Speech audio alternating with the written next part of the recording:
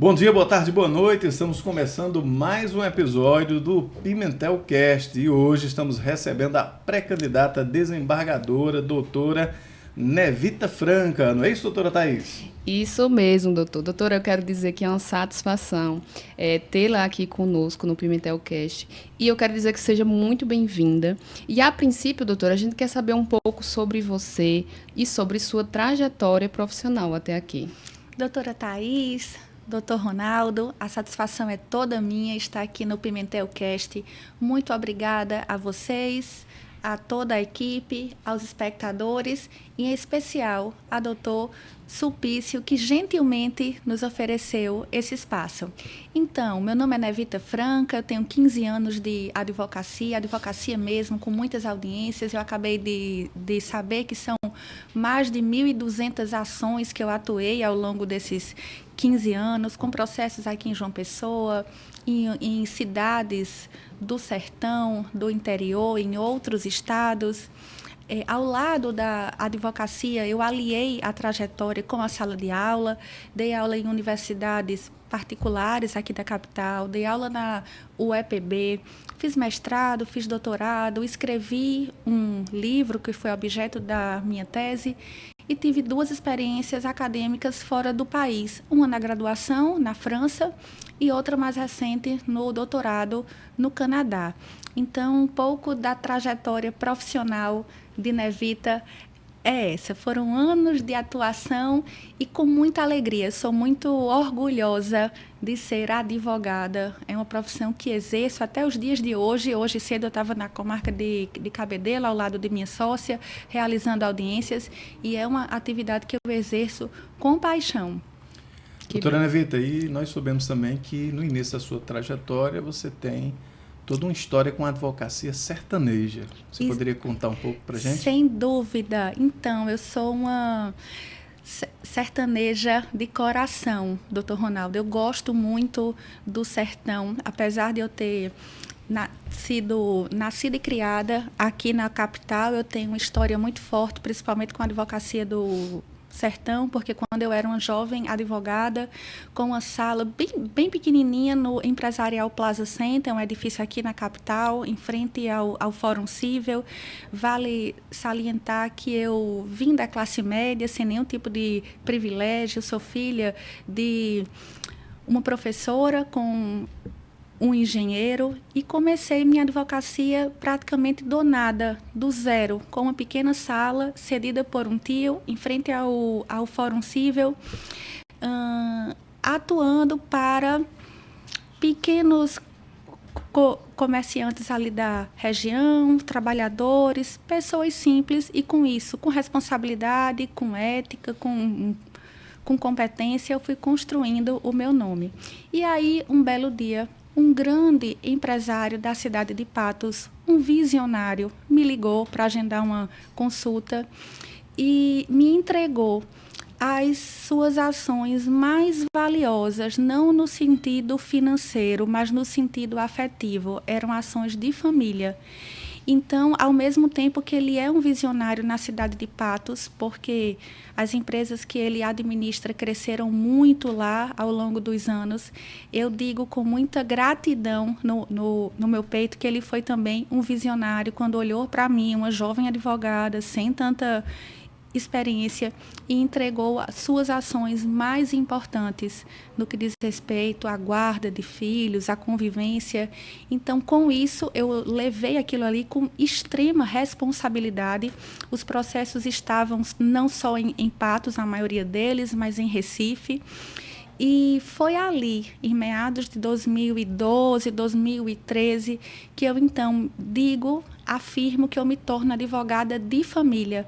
Foi ali que a advocacia de família me escolheu, e principalmente naquele fórum, Miguel Sátiro, que é o fórum da comarca de Patos, que eu ia ainda muito jovem para fazer audiência, para fazer carga nos processos, e eu, com muita alegria, à medida que a Nevita, advogada, ela crescia profissionalmente, eu também enxergava um crescimento econômico do sertão.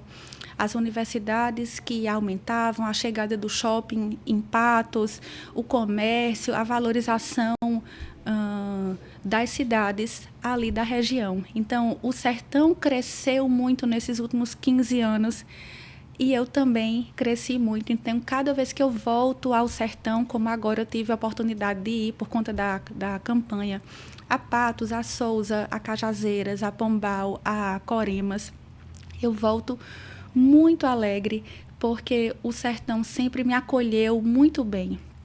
Então, é isso. A minha história com a advocacia está intrinsecamente ligada a uma história afetiva com a cidade de Patos. Os meus colegas advogados me contavam a história da infância ali no Cristo Rei, do São João de Patos, enfim. E assim como esse empresário foi um visionário na cidade, ele foi também um visionário em mim. Que bom. Doutora, e o que te motivou a concorrer a essa vaga de desembargadora pelo 5º Constitucional? Doutora, um ideal de justiça. Como eu disse há pouco, eu sou uma apaixonada pela advocacia, sou muito feliz. Foi através da advocacia que eu conquistei os meus sonhos, o meu primeiro carro, as viagens, enfim. Mas, enquanto advogada, eu posso ser instrumento de justiça na vida daqueles clientes que me procuram. E na condição, ocupando a cadeira de desembargadora, eu posso ser esse instrumento de justiça na vida de muitos mais que precisam. Uhum. Então, o que me motiva a ser desembargadora, além da convicção que eu tenho de uma história de preparo acadêmico, de humanidade, de empatia, de amor pelo meu trabalho, eu ainda desejo, por um ideal, distribuir a justiça de forma macro. Através de um escritório de advocacia, nós somos instrumentos de justiça para aquelas centenas que nos procuram. E agora não. Além disso, eu quero ser sempre uma advogada, uma desembargadora que veio da advocacia no sentido de não esquecer minhas raízes, as minhas origens, de sempre valorizar a minha classe. E como é que eu valorizo a minha classe estando no tribunal? Valorizando e reconhecendo a necessidade de honorários de sucumbência dignos, reduzindo as custas dos processos, muitas vezes altíssimas, são altas aqui para a capital, imagine para o advogado do sertão, garantindo a defesa das prerrogativas profissionais, que nos primeiros 5 anos de advocacia é o período em que as prerrogativas elas são mais desrespeitadas. Pretendo ainda, eu nem digo, doutora Thaís e doutor Ronaldo, que o gabinete estará de portas abertas ou que eu estarei sempre disponível, porque eu entendo que isso é o óbvio de todo e qualquer servidor público. Eu quero mais fomentar diálogos na corte. Muitas vezes nós vemos advogados que fazem sustentações orais brilhantes e os desembargadores não dão a devida atenção, não apontam a divergência, geralmente seguem o voto do relator. Então, eu quero aumentar, fomentar o diálogo na nossa corte para que o tribunal ele seja um exemplo de tribunal de vanguarda, um tribunal progressista, com ideias que, de fato, contribuam para a construção de um direito mais justo. Quero ainda, apesar de ser uma demanda administrativa, eu vejo que é extremamente importante tentar trazer as câmaras cíveis e criminais para o sertão, para um polo mais perto do sertão, como já existe no estado de Pernambuco, em que o advogado ele não precisa se deslocar até a capital para despachar com o desembargador, para entregar um memorial, para fazer uma sustentação oral. Imaginem se Patos ou Sousa tivesse câmaras cíveis e criminais para permitir essa ida do advogado. Eu entendo que a estrutura do judiciário que nós temos hoje ela é extremamente grande, onerosa, e que é muito mais simples que o judiciário vá ao sertão do que o sertanejo se desloque ao judiciário aqui na capital. Então, são ideias simples, mas que eu vejo que é possível humanizar e diminuir a distância da justiça com os jurisdicionados e com os advogados. Doutora Nevita, quando os 6 nomes são indicados pela advocacia, um dos critérios que o tribunal costuma olhar para aquela lista sextupla é a formação acadêmica do candidato. Qual é a preparação que ele tem para ocupar esse cargo, de desembargador? Então, queria que a doutora falasse um pouco também da sua história acadêmica. Vamos lá, doutor Ronaldo. Como eu disse, apesar de ser uma das mais novas no pleito, eu entendo que eu tenho um dos currículos mais vastos. Por quê? Porque eu fiz entendo ainda que a trajetória acadêmica de um ser humano não inicia na faculdade, mas desde sua infância ainda, porque quando a gente ocupa um cargo, principalmente como essa de atividade judicante, muitas vezes nas decisões a gente põe um pouco das raízes, das origens, das vivências, né? Então, eu fui criada aqui no bairro dos Estados, filha da classe média, entre um jardim e a biblioteca da minha mãe. Do jardim, eu herdei esse gosto pelas coisas simples da vida, pela poesia, por uma mesa farta, vínculos afetivos. E da biblioteca, eu herdei o gosto e a disciplina pelos estudos. Estudos não só do direito. Eu sou a filha mais nova de três irmãos, são 3 filhos, 2 mais velhos, e herdei o gosto dos estudos do direito como da literatura, da poesia, dos clássicos. Ao entrar na faculdade, eu cursei ao mesmo tempo filosofia na UFPB e direito no Unip.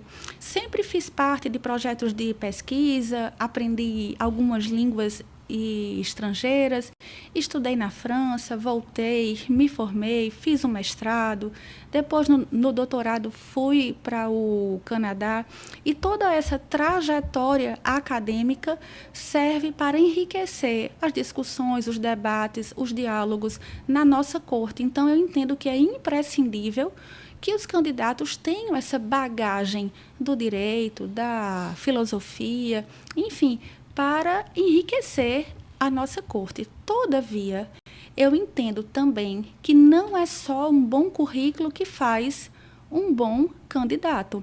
É preciso mais, porque se a gente vai se prestar a julgar, é necessário, além de um bom currículo, é necessário sensibilidade, sentimento, para que o julgador enxergue um processo mais do que um número, ou não como um número, mas como uma vida. A vida de uma mãe que pleiteia alimentos, a vida de um réu preso, a vida de um idoso que precisa de uma aposentadoria. A própria origem da palavra sentença vem do verbo em latim sentire. Então, o direito e o sentimento eles estão intrinsecamente ligados. Tem um jurista da Escola de Direito de Recife, que se chama Tobias Barreto, que diz: o direito é algo muito mais que se sente do que se sabe. E o que significa isso? Que esse sentimento de justiça ele é apreendido pela intuição, pelos sentidos, e não puramente pela razão. Não é a Constituição que nos diz o que é justo e o que não é injusto. Muitas vezes uma pessoa simples, que não tem formação acadêmica, bacharel, nada disso, um analfabeto, sente mais quando ele está diante de uma injustiça do que um ministro do Supremo, um juiz, um desembargador. Então, o sentimento de injustiça, ele é sentido mais do que racionalizado. E aí eu gosto de fazer uma provocação para os colegas advogados que têm uma deusa da justiça em seus escritórios, aquela deusa que é uma mulher com uma venda nos olhos, uma balança na mão e uma espada na outra. A balança da igualdade, a espada da força e a venda da imparcialidade. Que é preciso que a deusa da justiça, que Temis, tire essa venda dos olhos, exatamente para que ela enxergue as desigualdades que a sociedade nos apresenta, que ela enxergue e leia os processos, as provas, que ela abra os ouvidos para escutar os debates de cada parte. Então, é esse apelo à sensibilidade, aos sentidos, à humanidade que eu trago como estrutura principal do meu discurso nesta disputa ao quinto, sabe? É uma justiça humana. Eu não quero me tornar desembargadora para simplesmente mudar de lado, mudar o jogo. Agora eu sou advogada. Não. Eu reafirmo.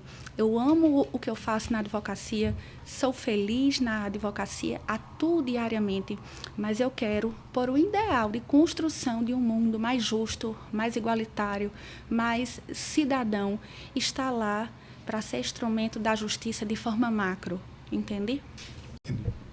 Muito importante essa ideia de humanização nesse mundo tão obscuro que a gente vive hoje, né, doutor? Verdade, certamente.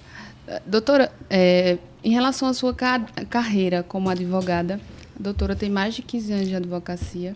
A gente quer saber em qual área a doutora mais atuou ou atua frequentemente. Doutora Thaís, eu atuo majoritariamente na advocacia de família. Quando eu iniciei há 15 anos, eu fazia de tudo, inclusive esse é um dos conselhos que eu dou aos jovens advogados, que sejam como médicos generalistas no início da carreira. Conheçam um pouco de tudo, previdenciário, trabalho, administrativo, penal. E eu fiz um pouco disso tudo nos primeiros 2 anos de advocacia. E depois eu resolvi, eu digo que a advocacia de família me escolheu. Eu via que não havia muitos advogados especialistas em família e uma carência muito grande do mercado por profissionais que atuem no direito de família de forma humana. Havia alguns homens generalistas que aí, por uma questão de mercado, atuavam também em família. Mas é uma área que ainda é carente em profissionais que só se dedicam a essa área, família e sucessões. É uma área que é difícil, porque muitas vezes as famílias, seja o homem ou a mulher, ninguém espera, né, que casar e o casamento não dê certo. E, enfim, já atuo nessa área há vários anos e tive casos exitosos, que por uma questão do sigilo eu não posso trazê-los à tona, mas casos de repercussão estadual em que eu advoguei para uma das partes e recentemente, a título de jurisprudência, eu compartilho que nós conseguimos, eu e minha sócia, a condenação em danos morais para uma ex-mulher em virtude de 30 anos de violência moral que ela sofria. Então, a indenização de natureza civil foi a primeira vez que nós vimos aqui no estado da Paraíba e é um processo nosso de condenação. Uma questão são as violências físicas e morais de natureza penal, ok, mas a indenização civil, nós tivemos o primeiro caso este ano, então é um processo de vanguarda e é esse tipo de decisão de vanguarda que eu pretendo adotar estando no Tribunal de Justiça, de vanguarda, mais progressista, entendeu? Porque o tribunal nosso, ele é um tribunal conservador em seus julgados. Então, eu pretendo adotar a postura menos punitivista e mais progressista e vanguardista. Doutora, aproveitando o gancho dessa ideia progressista, eu, estudando seu currículo, percebi que a doutora coloca assim, fundadora do movimento por uma erótica jurídica. Exato. Queria entender melhor essa história. Doutor Ronaldo, exatamente. Eu gosto muito desse tema porque é extremamente provocativo, por uma erótica jurídica. E nada mais é do que uma alusão a Eros, que é Deus do amor, Eros, E quando eu chamo Eros para dialogar com o direito, eu proponho que o direito se abra aos sentimentos, como eu dizia há pouco. Ao longo da tradição, da história do direito, do pensamento jurídico, o direito ele sempre descartou as emoções, ele sempre se esquivou das emoções, como se as emoções elas fossem sinônimos de imparcialidade do magistrado, ou que a parte que é tomada por suas emoções ela não está com a sua racionalidade perfeita. E aí eu trago exatamente o contrário, um resgate das emoções, porque se as emoções, se as paixões, elas são próprias da construção do ser humano, e o direito também como um produto da construção da sociedade, do ser humano, o direito ele não pode se afastar delas. Existe um mito que eu gosto muito. Ulisses, quando ele voltava da guerra de Troia, ele pega um barco juntamente com seus marinheiros e passa por um mar bravo, repleto de sereias. E ele diz aos marinheiros que coloquem cera no ouvido para que eles não sejam inebriados pelo canto das sereias e mergulhem no mar e morram. E o que é que Ulisses faz? Ele se amarra no mastro do navio para ouvir a beleza do canto das sereias, não se jogar no mar e não morrer. E quando a gente lê essa história da mitologia grega e faz um paralelo com o direito, o que é que eu vejo? Que assim como Ulisses, é importante que o operador do direito ele siga, que ele esteja sempre amarrado no mastro da Constituição, das leis, da norma legal, mas com os ouvidos abertos ao canto das sereias, que são os apelos da sociedade. Então, esse equilíbrio entre razão, ou seja, Constituição, e emoções, ou seja, os apelos da sociedade, os clamores, os gritos, essa humanidade é imprescindível para a construção de um Estado democrático de direito.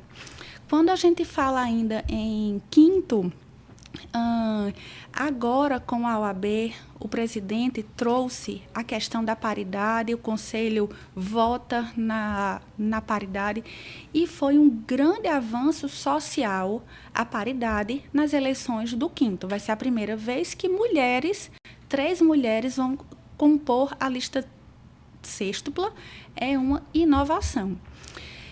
Todas as ações afirmativas, elas são importantes, seja as ações afirmativas de gênero, como agora, das mulheres, seja das cotas raciais, por conta das questões históricas, entendo que são importantes.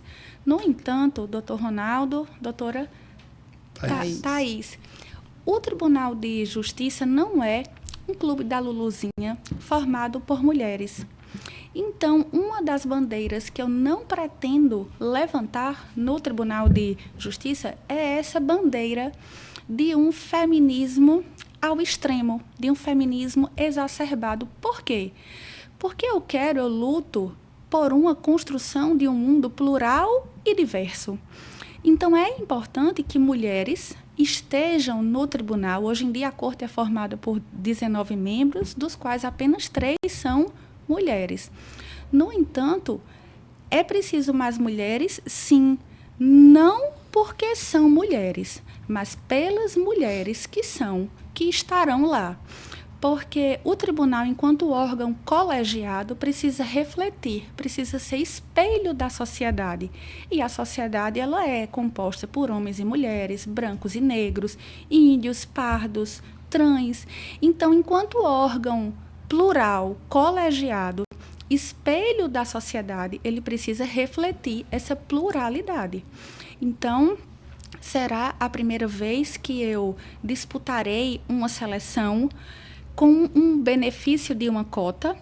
Entendo ainda que a paridade é uma cota importante e válida, mas é preciso levar homens e mulheres, advogados e advogadas, a esta reflexão que, além de sermos mulheres, votar apenas porque somos mulheres, isso apequena a trajetória de todas as mulheres que lutam diariamente para se inserirem no mercado de trabalho, que passam brilhantemente em seleções de concurso, de escritórios de advocacia, de mestrado.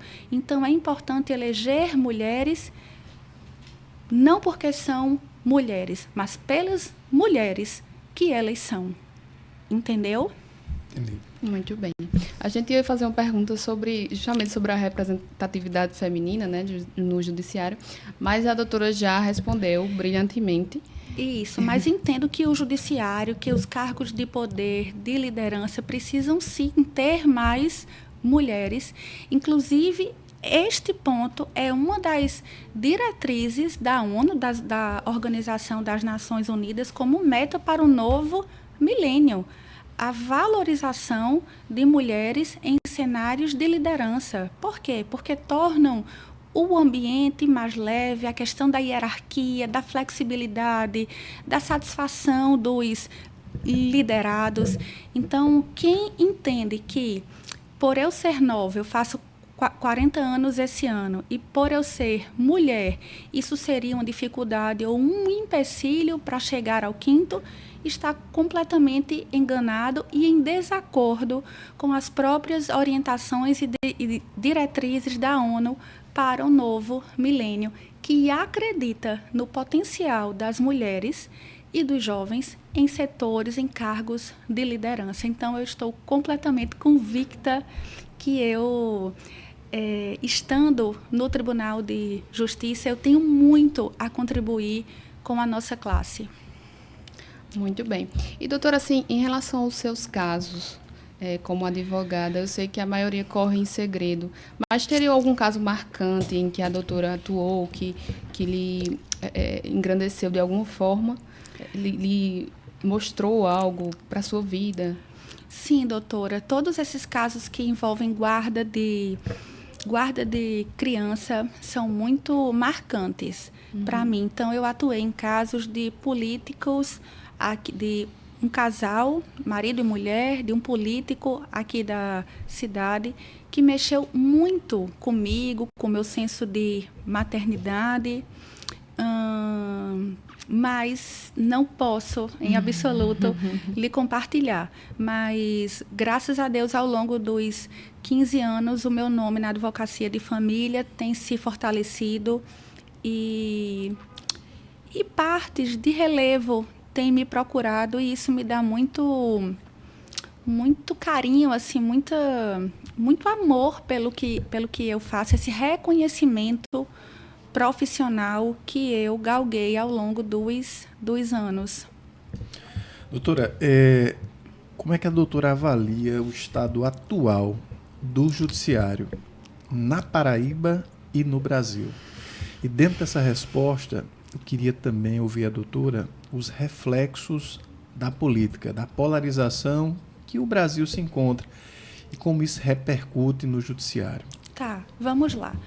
Doutor Ronaldo, com relação a como está o judiciário hoje, eu sou uma advogada e candidata que eu acredito no poder judiciário. Eu acredito na instituição para a qual eu exerço minha atividade diariamente. É óbvio que tem algumas falhas, porque ela é construída por homens. Às vezes a gente se desestimula um pouco, mas isso nunca foi forte o suficiente para eu querer mudar de carreira ou me decepcionar. Eu acredito nos nossos magistrados, desembargadores, servidores e não só isso, eu acredito no bom serviço que eles prestam à justiça, sabe? Não é um profissional ou outro que mancha aquilo que eu acredito e trabalho diariamente.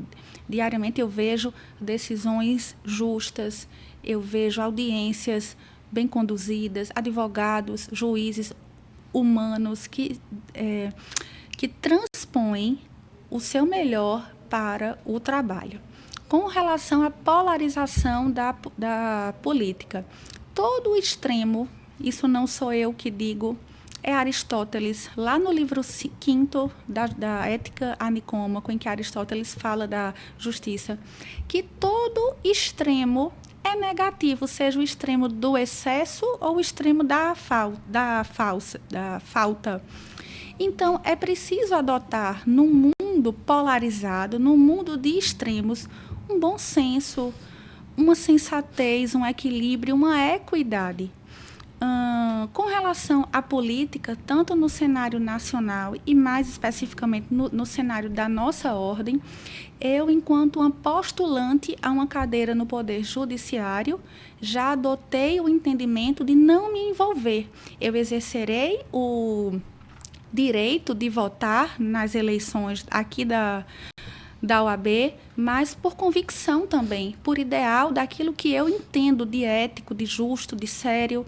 Não me envolverei na campanha, seja para o lado A, seja para o lado B, uma vez que o meu objetivo maior é postular um cargo no judiciário. E, enquanto uma postulante, eu preciso ser imparcial. Então, no dia exercerei o direito de voto, mas não farei campanha nem para um lado nem para o outro. Muito bem.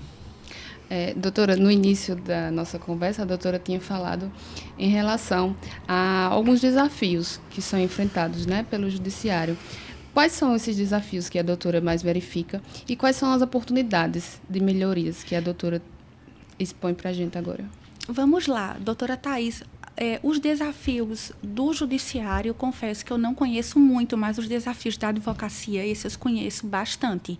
Então, desde a desvalorização dos honorários, com a tabela de honorários da nossa classe desatualizada, a redução frequente pelos magistrados e pela corte dos honorários de sucumbência, o alto custo de manutenção de um escritório de advocacia, com aluguel, com condomínio, com ar-condicionado, a necessidade constante de atualização dos advogados. A gente precisa estar em curso, em pós-graduação, em congresso, tudo isso é caro.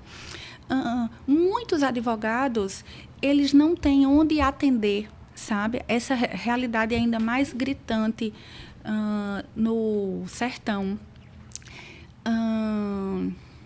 Enfim, são muitas as dificuldades da nossa classe. Nós, advogados de João Pessoa e de Campina Grande, a maioria ainda são advogados privilegiados que estão na ponta de um iceberg de acesso a tribunal, a escritórios com uma infraestrutura mais ampla, porque a grande maioria dos colegas da nossa classe, eles têm uma extrema dificuldade de fechar um orçamento no final do mês. Então, o que me deixa triste é porque a OAB hoje conta com um contingente de cerca de 20 mil advogados, que é um número bem maior em relação a outras instituições, tal como a Defensoria Pública, o Ministério Público, a magistratura. A gente sabe que não existe hierarquia, mas a OAB, infelizmente, não tem essa mesma força que outras instituições hierarquicamente no mesmo nível têm. Então, é preciso valorizar a nossa classe. Além disso, eu quero trazer propostas para a advocacia, para o judiciário, tais como uma justiça itinerante, já adotada em tribunais de outros estados, que nada mais é do que um ônibus tal qual ocorre na saúde, que um ônibus que percorre o estado com um médico da família, um enfermeiro e um dentista ou uma técnica, que tem o mesmo ônibus da justiça. Um magistrado, um promotor e um defensor ou um advogado levando a justiça às regiões mais inóspitas do nosso estado, porque tem crianças hoje com 5, 6, 7 anos sem certidão de nascimento. Existem réus presos por mais tempo do que deveriam, por falta de um defensor público para tirá-los das cadeias públicas. Demandas de medicação, demandas de direito de família, enfim. Então, eu entendo que não é o jurisdicionado, o pequeno, a população, que tem que pedir, se o tribunal que recebe custas tão elevadas, por que ele não vem até nós, através dessa estrutura barata, né, um ônibus, e levar e resolver esses problemas da população que clama por justiça. Então, é preciso que a justiça tire a sua venda e veja isso. Quando eu proponho uma erótica do direito, é também que a justiça se dispa de suas vestes tão formais, de seus blazers, de suas gravatas, entendeu? Para se aproximar sem formalismo, seja nas vestimentas, seja na linguagem, no juridiquês, que só distancia. Então, o que eu proponho é uma aproximação do operador do direito à população. Entendi. Enquanto a doutora Nevita bebe um pouquinho de água, doutora Thaís, uma das coisas que nós temos como advogados hoje é o uso da tecnologia. Sim. Câmeras, microfone.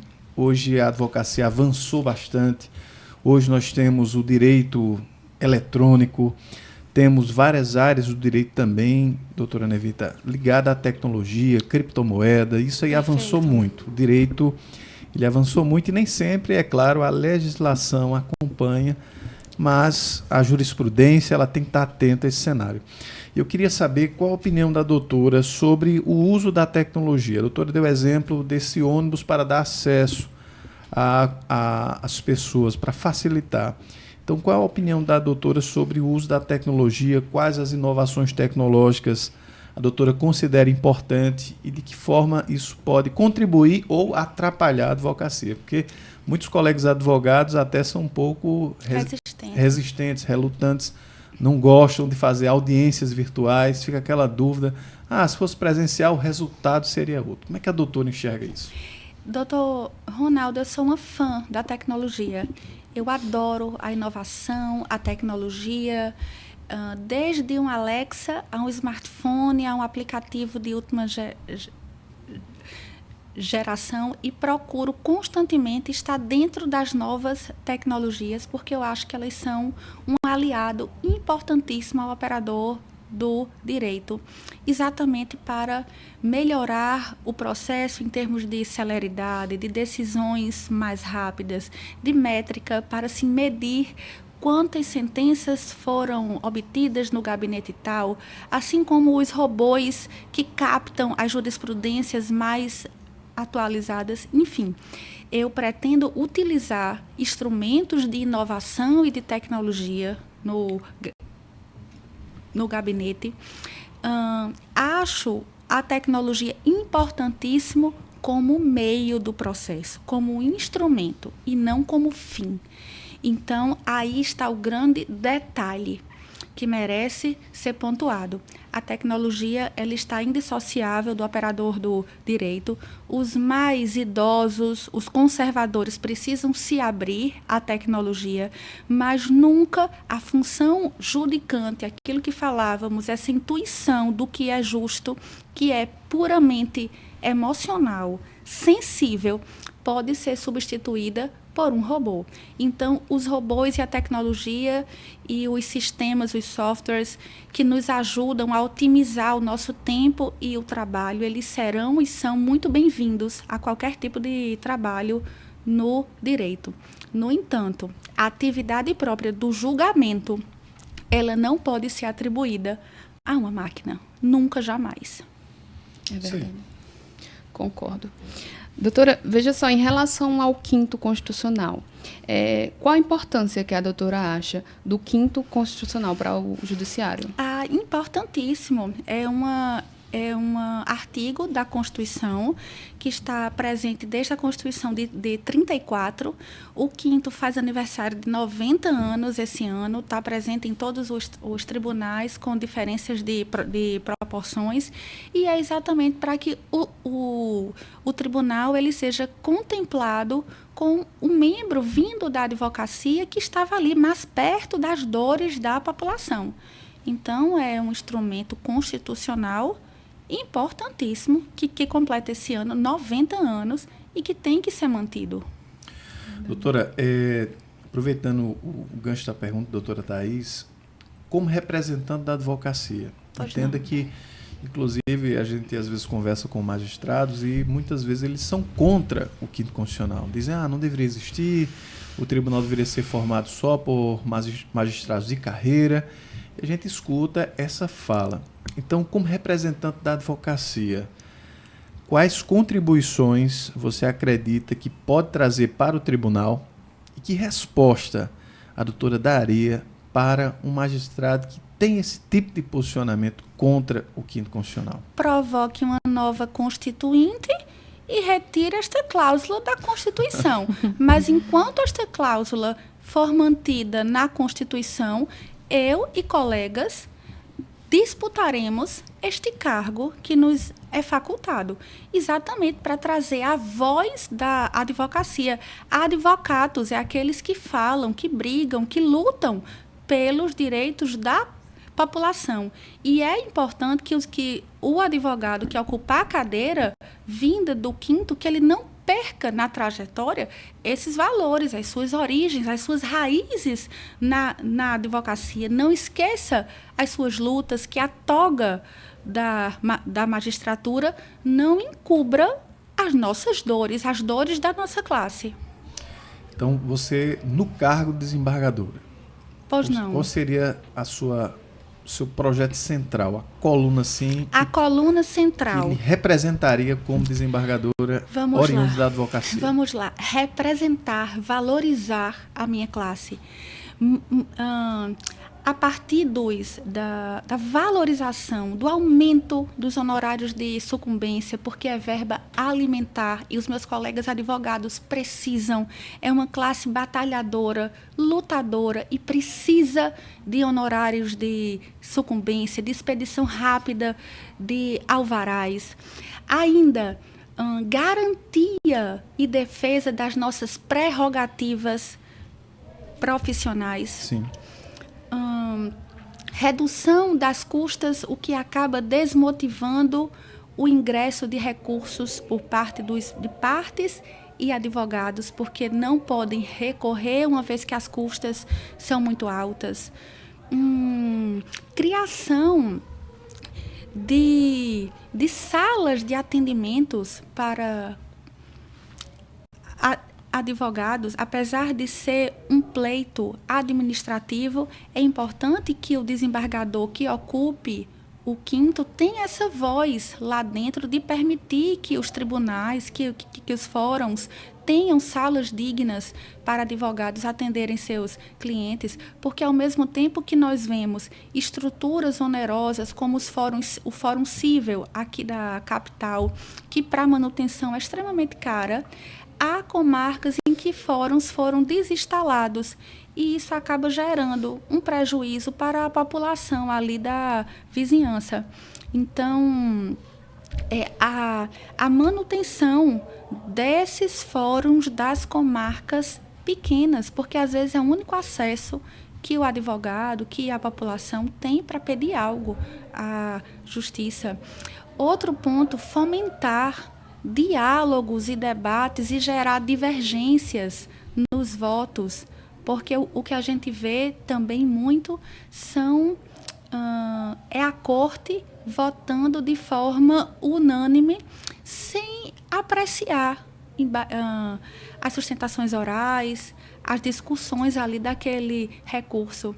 Então, eu pretendo ser um exemplo de desembargadora que vai sempre olhar e valorizar a nossa classe em todos os aspectos, dos honorários, as salas dos advogados nos fóruns, aos debates, ouvi-los, gabinete sempre aberto, discussões produtivas, trazer câmaras cíveis e tribunais para o sertão, para diminuir a distância dos advogados que precisam entregar um memorial, despachar, fazer uma sustentação oral. É isso. Muito bem. Muito bem, doutora. Doutora, para a gente finalizar, nosso tempo está acabando, a gente queria que a doutora deixasse para os nossos espectadores e para as pessoas que acompanham sua candidatura alguma mensagem. Tá, joia. É hora de pedir o seu voto. A hora de pedir, exatamente. Eu não gosto de pedir o voto porque eu entendo que a nossa classe é uma classe extremamente exigente, inteligente e que pensa por si mesmo. Então, eu deixo aqui a mensagem para conquistar o voto do meu amigo e amiga advogado. Que eles vejam a trajetória acadêmica, o currículo que eu construí ao longo de 15 anos de advocacia, que eles vejam que é necessário a questão da humanidade, da sensibilidade, da empatia para julgar. E, por fim, que eles não votem em mim porque eu sou mulher, mas pela mulher que eu sou. E porque a corte precisa ser reflexo de uma sociedade justa e plural para que, de fato, ela seja uma corte cidadã. Então, eu conto com o apoio e o voto dos colegas. Doutora Thaís, alguma consideração? Só agradecer mesmo, doutora Nevita, pela trajetória, pelas palavras brilhantes que a doutora falou. E é isso, doutor. Também quero agradecer e dizer que as portas do Pimentelcast estão abertas. Parabéns pela participação. E aos nossos ouvintes, até o próximo Pimentelcast. Até a próxima, gente. Até a próxima, gente. Muito obrigada.